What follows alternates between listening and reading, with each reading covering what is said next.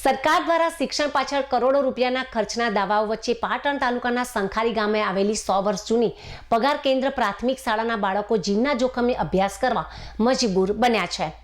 શાળાના 14 જેટલા વર્ગખંડો અત્યંત બિસ્માર હાલતમાં હોવા છતાં તંત્ર દ્વારા નવીન ભવન બનાવવાની દિશામાં કોઈ નક્કર કાર્યવાહી કરવામાં ન આવતા વાલીઓ અને ગ્રામજનોમાં રોષ જોવા મળી રહ્યો છે। સંખારી પ્રાથમિક શાળામાં બાલવેટિકાથી ધોરણ 8ના કુલ 384 વિદ્યાર્થીઓ અભ્યાસ કરે છે। ધાબાવાળા ઓરડાઓની સીલિંગમાંથી વારંવાર પોપડા પણ પડે છે અને લોખંડના સળિયા દેખાઈ રહ્યા છે। પતરાવાળા ઓરડાઓ પણ જર્જરિત હોવાથી વરસાદમાં પાણી ટપકે છે, જેના કારણે બાળકો બેસી પણ શકતા નથી। રિનોવેશનના નામે માત્ર બહારથી રંગકામ કરીને શાળાને સુંદર બતાવવાનો પ્રયાસ થયો હોવાનો આક્ષેપ છે। પાટણ તાલુકા પંચાયતના વિપક્ષી નેતા સોહન પટેલે આક્ષેપ કર્યો છે કે શિક્ષણ વિભાગ દ્વારા રિનોવેશનના નામે વારંવાર ભ્રષ્ટાચાર કરવામાં આવે છે। તેમણે ચીમકી ઉચ્ચારી છે કે જો તાત્કાલિક ધોરણે શાળાનો સર્વે કરી નવું ભવન બનાવવામાં નહીં આવે તો આગામી સમયમાં ગાંધીનગર સુધી આંદોલન કરવામાં આવશે। શાળાની વિદ્યાર્થીની રાજલ રબારી અને ઋત્વી ડોડિયાએ જણાવ્યું હતું કે અમે ભયના માહોલમાં ભણી રહ્યા છીએ। ગમે ત્યારે છત પરથી પોપડા પડે છે। અમને નવી શાળા મળે તેવી અમારી વિનંતી છે। શાળાના આચાર્ય વિઠ્ઠલભાઈ પરમારે જણાવ્યું કે શાળા મેનેજમેન્ટની મિટિંગમાં આ પ્રશ્ન ચર્ચાયો હતો અને અંદાજે 1.5 માસ પૂર્વે તાલુકા કક્ષાએ શાળાના ઓરડાઓ નવા બનાવવા માટે જરૂરી પુરાવા સાથે લેખિત અરજી પણ કરવામાં આવી છે।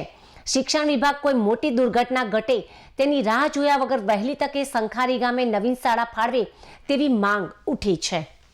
આ શાળાનું નામ સંખારી પગાર કેન્દ્ર શાળા।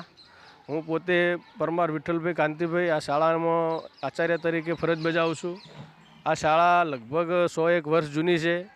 આની અંદર ધોરણ બાલવાટિકાથી કરી અને 8 સુધી લગભગ કુલ 384 બાળકો અભ્યાસ કરે છે।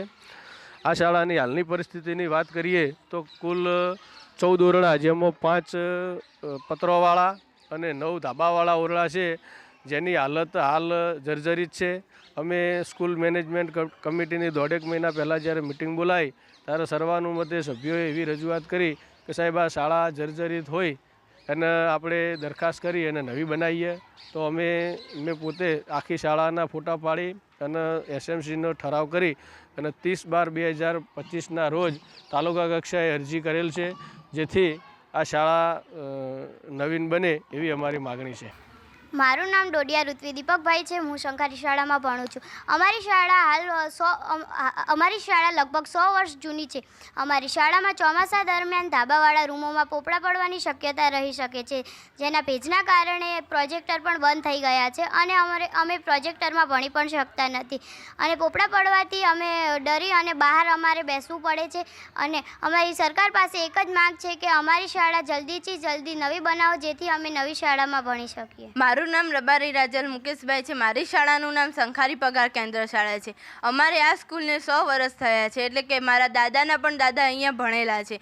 આ સ્કૂલ એટલી જર્જરિત થઈ ગઈ છે, એટલે કે ઓરડામાં બાળકો બેઠા હોય તો તેમને ગમે ત્યારે પોપડા પડી શકે છે, એટલે તેથી બાળકો બધા ભયભીત થઈને ભણે છે। તેથી ભણવાનું એમને ખૂબ જ ડર લાગે છે।